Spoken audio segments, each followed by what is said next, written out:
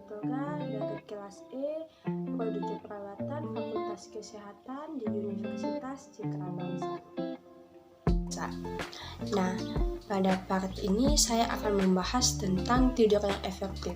Nah, pada sebelumnya saya juga sudah membahas tentang personal hygiene. Nah, dalam personal hygiene yaitu tentang kebersihan hidup manusia. Dalam part tersebut saya juga sudah menjelaskan tentang tidur yang efektif.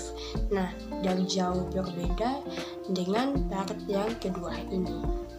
Nah, mengapa saya mengambil tidur yang efektif? Tentu kita sudah juga tidak baik untuk kesehatan manusia. Nah, di sini saya akan membahas tentang tidur efektif jauh lebih mendalam dalam pengaruh jangka pendek dan jangka panjang dari kurangnya tidur dan apa saja yang kita dapat lakukan supaya dapat meningkatkan kualitas tidur kita. Nah, insight yang pertama atau wawasan yang pertama yaitu tidur punya banyak sekali manfaat yang tidak terhitung. Tentu kita sudah diajarin untuk makan yang benar, olahraga yang teratur, tetapi kadang kita lupa dengan pentingnya tidur yang teratur. Contohnya yaitu sistem kekebalan kita membutuhkan tidur untuk melawan infeksi dan penyakit. Jika kita sebagai manusia kurang tidur dari 6-7 jam per malam, tentu kita melipat gandakan kemungkinan kita terkena penyakit yang disebut kanker. Jadi kurangnya tidur itu sudah tidak sehat untuk kehidupannya kita.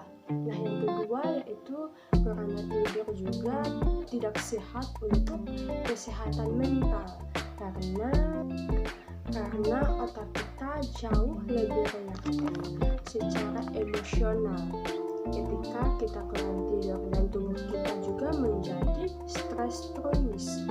Nah, di sini kita jauh menjadi depresi atau cemas.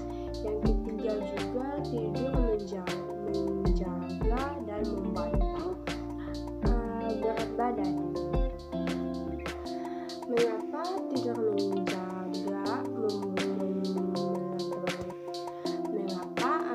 membantu menjaga berat badan? Karena nafsu tidur dapat mengatur kita dalam nafsu makan, membuat pilihan makan kita menjadi sehat dan lebih tepat.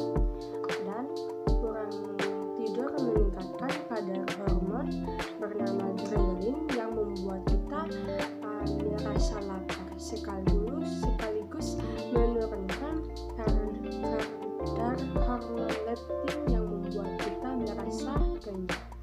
Nah, selanjutnya tidur sudah terbukti untuk memperkuat memori otak kita, yaitu mempersiapkan otak kita untuk membuat ingatan baru dan memperkuat ikatan tersebut supaya kita jangan lupa.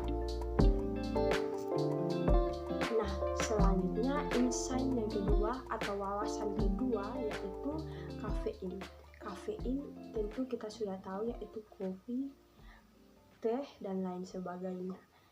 Yaitu kafein adalah musuh dalam tidur tidak efektif.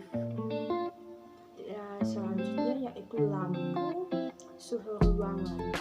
Selain tidur ada dua hal yaitu ritme circadian, yaitu semacam jam yang ada di otak kita yang mengatur kapan kita tidur dan kapan kita bangun.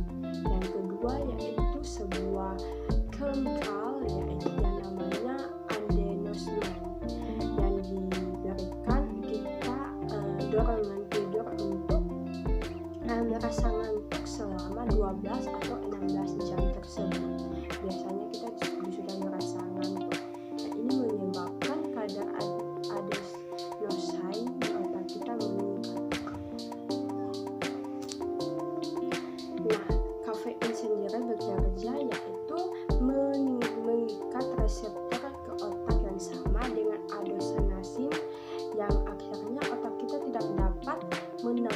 atau membaca pesan kelelahan untuk kita nggak ngantuk sementara waktu. Nah, ingat setiap kita minum kafein 5-7 jam, kemudian setelah kafein masih dalam sistem kita, jadi hindari kafein minum di sore hari. Nah, selanjutnya yaitu insight yang ketiga atau wawasan yang ketiga, tips tentang cara meningkatkan kualitas tidur. Yang pertama yaitu suhu ruangan, tempat tidur, dan pakaian menentukan selimut thermal yang membungkus tubuh kita pada malam hari.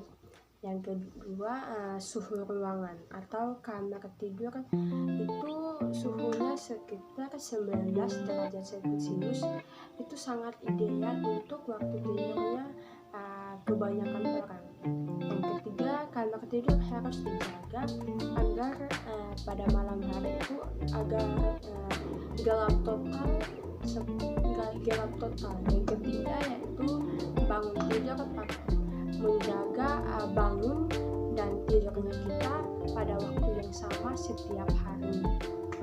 Nah, tidur itu sudah pasti kita tahu bahwa itu sangat-sangat penting untuk kesehatan dan keberlangsungan hidup dan evaluasi manusia.